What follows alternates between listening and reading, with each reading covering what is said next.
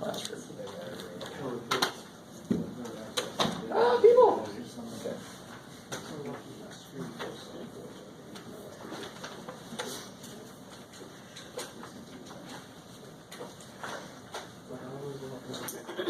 Okay. So, I mean, on this first problem, I could have asked you to make a tree diagram, right? This is the kind of problem I could certainly attack your tree diagram with. What does this mean in English? Numbers. Probability of getting a Twix and then pulling out a Snickers. You're probably getting a Twix and then pulling out a Snickers. If you drop the first one, you're like, I didn't want a Twix. Wow. But I don't want to look in the bag. That would be too easy. Who says they don't want Twix? Somebody did, imaginarily. Okay. I love making words. So what is the probability that I pull a Twix out of this bag? How many? 7 out of 12. There's a total of how many candy bars? 13. There's no way it could be 7 out of 12. I can't count, Jeff. That is problem number 1. Well, you might say problem number 3.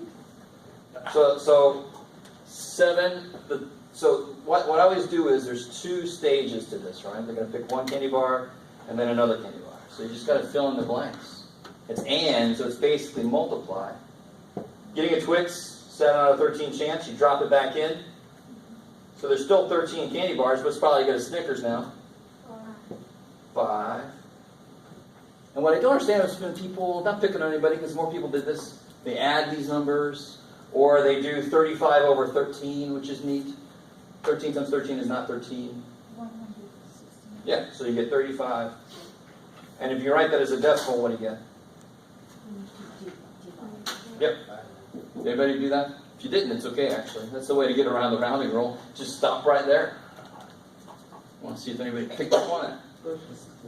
This is the work I need to see. And then anything you do after that is totally up to you. So, did somebody do that? What is 35 divided by 169? 0.2071. 0.2071? So about 20.7%? I did. I just didn't. Alright, how are we doing so far? Is that alright? So if I wanted to pick 3 candy bars, it'd be the same thing. I just have one more thing after where I just multiply all 3 of those together. B and then B? BB? BB-8? It's probably first one's a B, first one's a Butterfinger. 1 out of 13, and then the next one? 1 out of 169, which is whatever the hell that is. 4 sevenths is 0.56, 0.0, what is it? 0.0059. Okay. That's close. If you left it there, that's fine. Alright, how are we doing so far? Same idea. So this would be the same thing. Snickers, 5/13, put it back in. Another Snickers, 5/13. 0.1479. 1479. Cool. I like it. Cool. Now the only difference between what we did up there is the same question, is exactly the same question, except I'm doing it without replacement. Now I'm like greedy. I'm going to eat the first thing I get and the second thing I get. So I get the Twix. So what's probably I get that Twix? Still 7 out of 13 because nothing's happened yet. I eat that Twix. So what changes over here for the Snickers? The denominator goes down. Yeah, there's one less candy bar, but how many Snickers are there? 5. Still 5. I didn't get a Snickers. There's still all 5 Snickers.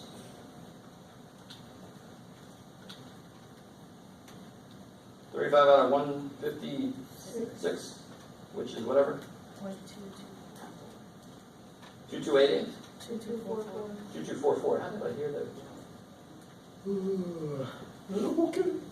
And now for Butterfinger and then Butterfinger, what's going to happen here? I mean, you didn't have to do this.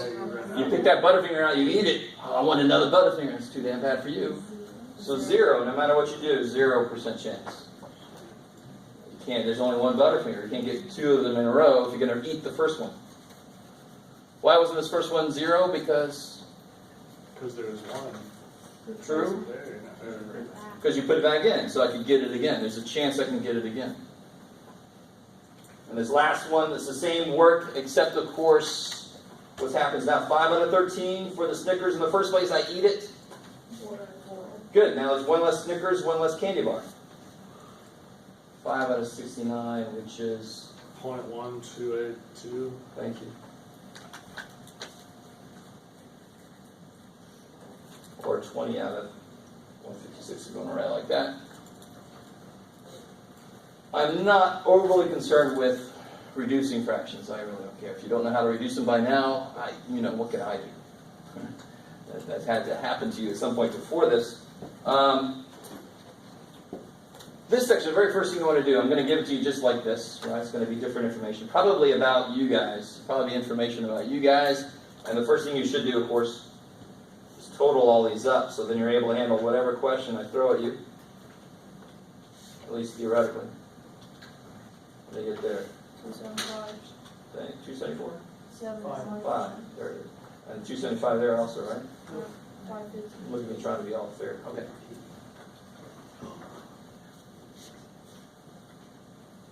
All right, so the first question, whole crap and a half. These buttons don't do what they say. All right, stop it. That person is male, so do you know anything about the person? They're male. I don't know that they're male. It's a probability that they're a dude. How many people could it be? Half of them. 550 people. It could be any of the 550 people, because I don't know anything about the person. Out of those people, how many match what I'm looking for? 275. Cool. So overspoke that one, but oh well. That's how you put together any probability. Do I know anything about the person in this one? They prefer No, I don't know shit about the person. The probability that that person prefers a Hyundai or is female. Cool. How did you say that? Cool. The probability that the person prefers a Hyundai or is female is like saying Hyundai. So it could be any of the 550 people because they didn't give you any information. So for this problem, this specific problem, the bottom will always start out as 550 unless I give you information. That's the only time you can throw people out. So it's still out of 550, but what goes in the top? I got to include everybody that likes Hyundai and all the females. But if I do this, what did I do wrong? You added 100. I added these 53 people twice, right? Because they are females and they like Hyundai, so they are in both groups. That's not fair. So I can subtract those off. Now, like some of you guys are looking at me like, you're crazy. I love it. That's more like the formula. Screw the formula. I got to have all the females, 275. How many Hyundai likers have I not counted? 37. Now, if you do both of these, you get the same damn answer. Right, because 90 minus 53 is 37. So both mathematically, these are the same thing. You must understand at least one of those ways. And if you do this, what do you get? 312 over 550, which is whatever it is. I like it. Cool. Now here, do we know something about the person? Yeah. What do we know? No, I don't know that.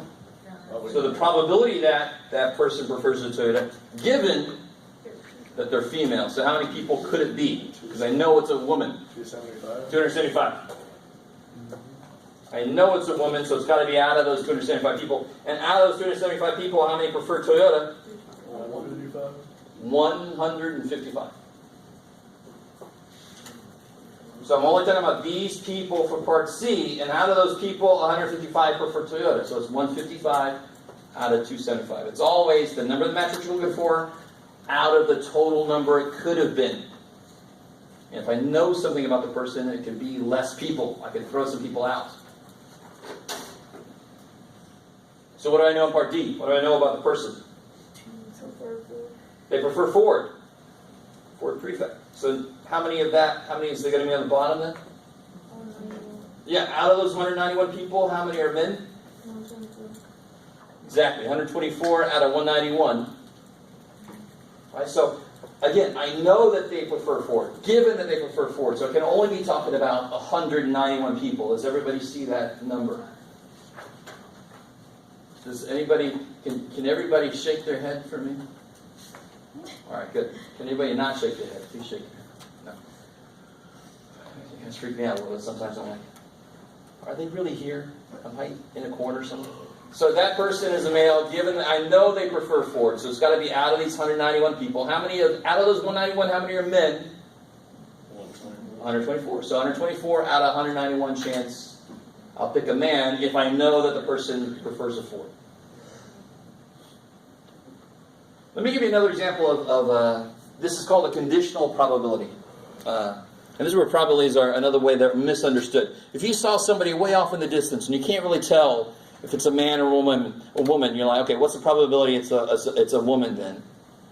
Like 50% roughly, right? Is that cool? You see somebody off in the distance, you can't tell if it's a man or a woman, they're way off there. Sometimes they're right up on you, can't tell. Way off in the distance. And I can't tell if it's a man or a woman, 50% chance it's a woman. What if you saw them just getting off of a Harley Davidson motorcycle? What's the probability it's a woman now? Has it increased or decreased? Decreased. Is it 0? No, people hear that and they're like, I drive a Harley. No, I don't care. The probability it's a woman has decreased. I didn't say no women ride Harley motorcycles. I'm saying the probability has gone down. Of course it's gone down because a larger percentage of Harley motorcycle riders are men. You guys, that's what a conditional is. Given new information, does it affect the probability that the first thing could happen? Okay. I like it. So let me this next question is really getting at the heart of this. I mean, this is the most fundamental thing you do in some statistical analysis is say what thing affects something else. Because if you're an advertiser, for example, or you make a product, what do you want to do? You want more people to buy your damn product. So given that I advertised here, did sales go up? Given that I dropped the price over here, did sales go up? You're constantly doing these conditional probabilities. Constantly. So, are being male and preferring a Ford independent? How do I check that? What was the probability of getting a man, just period, just getting a dude? What's the probability of that happening? Out of 550, which was about, or which was exactly? 50%. Cool, so I got that from there. How do I check to see if preferring a Ford affects that? I look at this. Did the probability that they're a man stay the same given that they like a Ford? Well, what is it now? Somebody help me out. What's 124 divided by 191? 64.9%. So did the probability change? If I know the person prefers a Ford in this sample, then what's the probability they're a dude? It's much higher than, this is Ford by the way, much higher than the probability it's just a dude. So you tell me that, oh yeah, that person likes Ford. I'm like, oh, okay, I'm going to put my money on that being a man, because that's the way to bet. That's a higher chance. Very strange games being played there, but still. Yes, no? Yeah. A little bit. I can't tell the difference between bored with this shit and I don't understand this shit. Yes, it's the same thing. It's the same look. All right. So this is one that I think most of you guys would hate. And it's because you can't just count. I just gave you numbers. And this is where math comes and saves your ass. Math says, I know how to do this shit. Yes, sir. Oh, sorry. So since Ford affected being a dude, then it's not independent. Totally dependent. It depends on if they prefer a Ford or not. If they prefer a Ford, it goes up to 64.9%. So that's affected. One affected the probability of the other one. So those are dependent. That word just goes along with that idea so perfectly. One affected the other one. Dependent. So what does it mean to be independent? That means that the probability of A given B has to equal 1. If they're independent, beautiful. Given that B happened, A should not care. So the probability A given B should be equal to probability A. Is that true? What's probability A given B? 0.84. There it is. Just read it. And what's probability A? 20. Are they equal? No. Could they be independent? No. No. Is this true? No. B happened. Did A stay the same? No. A went from 0.8 to 0.85. It became a little more likely. So no, they are not independent. A depends on if B happened.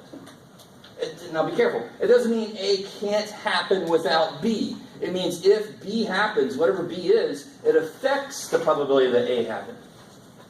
So some students sometimes take it to an extreme and says, no, A doesn't need B to happen. No, that's not what it means. It means if B happens, does the probability A change? Yes, it did. It was 0.8. It's now 0.85. Dependent, not independent. It cares about what the other one is or not. It's totally not what independent means. So it must be dependent. What's mutually exclusive mean? Mutually exclusive. Given the probability of one, the other will be 0? I mean, that's a roundabout way of saying it, but Yeah, the probability they both occur at the same time is 0. 0. So the probability of A and B happening at the same time is 0. Is that true? No. No. Probably A and B happening is 0.85. So could they be mutually exclusive? No, because in order to be mutually exclusive, this has to be true. Does that make sense? So I'm holding a rock in my hand. What's the probability that I am holding a dragon egg? 0, right? Don't argue with me about it. That's an extreme example of dependence, right? But that's mutually exclusive. It can't be both. Okay, maybe. Sounds like a challenge, Jeff. No. So what, You're gonna find the dragon egg. Yes. excuse me, so what is P of A and B here? It's not 0. No, it tells me right there that it's 0.85. That's how I know that they can't be mutually exclusive, because it has to be 0 if they are mutually exclusive. If they're mutually exclusive, they can't include the possibility of both of them happening at the same time. So it's like that question on the quiz that I'm hoping people are right. What's probably that they're like in 9th grade and in 3rd grade? 0, because they're mutually exclusive. You can't be in both at once, right? My question is this: P of A and B is not P of A given. Are they? Oh, I'm pointing at the wrong thing. That's my bad. Yeah, that's given. All right, good point. So how do I know? Now watch. What's the formula for A given B? It's up there on the board. P of A and B over P of A. So if this is 0, then so is this. If that was 0, then so is this. Can you please? Oh, sorry. You gotta let me know now. So if that is 0, then so is this. Yes, so it's Good. Yeah, so since that's not 0, A and B can't be 0, so they are not mutually exclusive. I like it. Cool. So what I want you to realize, if I say this on the test, if I say A and B are independent, then you write this for yourself. You know that's true if I tell you that. If I say A and B are mutually exclusive, you write that they equal, that the probability A and B equals 0. You write that, and then you can use that anywhere you need to. If I just tell you that. And the same thing in the homework. The minute I tell you that, you write down what it means, and you can use it.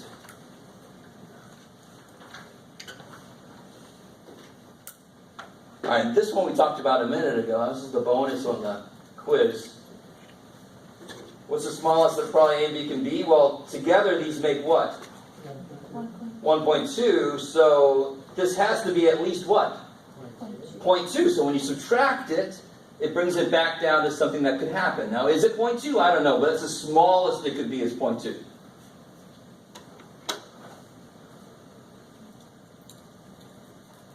So how do I find this? Holy shit. I kind of gave you away. What do I know? I know that probably A given B equals probably A and B divided by probably B. I know that's true. I know that's the truth. And don't I know 2 of these things? I know this. They told me this. That's 0.85. I don't know this. That's what they're asking me for. But what's this? 0.4. There you go. So how do I figure probably A and B? A little tiny bit of algebra. Multiply by 0.4. What do you get? 0.34. it jives. So we said it had to be at least 20%, and we got 34%. That makes sense. So y divided by P of T, should be, Because that's the formula, yeah. Because we know probably A given B is this. okay. And if it's given that B happened, what goes on the bottom? B. Because I know B happened. I like it. So if it was given A, then that would have been an A down there. Just like up here when it was given female, females went down there. Yes, I got it. Cool. So then, So then this is just using the formula now. Like we just said, what's the formula for that one at the end? It's going to be probability of B and A divided by what goes on the bottom for that now. What do I know happened? P of B. P of, no, I know given A. So Okay. P of A. And we just figured out what this is. 0.34. divided by, And what's A? Probably A? 0.8. So whatever the hell that is. I have no idea. 1740 is, 0.425. oh man, what is it? 0.425. 425? got the quick fingers. How did you find 0.34? Just plugging everything into this formula here. I plug that in, I plug that in, and then I can just multiply to solve for probably A and B. So it's using this formula. That's one of the reasons why in algebra you did so much of that kind of thing. Because in the real world, that happens more often than you might think. Alright, I know I went kind of quickly through that. I think I'll write this up a little nicer and give you guys copies of it next time. So you have copies of this. Cool. Sure.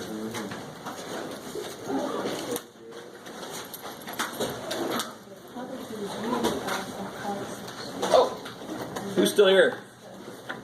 Stop. You want a practice test? No, I just wanted to.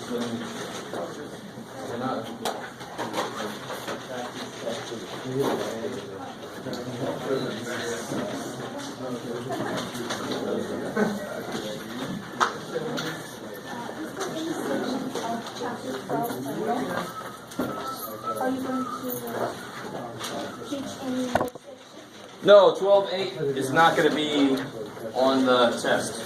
And same with 11.2 and 11.3. If they're on the test, they'll be at bonus because they're extra credit sections. But are you going to teach them? No, it's not. What's that? Fine. 12.8 is not going to be. It's fine. You're not going to No, no, we're not going to do 12.8 at all. Because it is the end of the semester.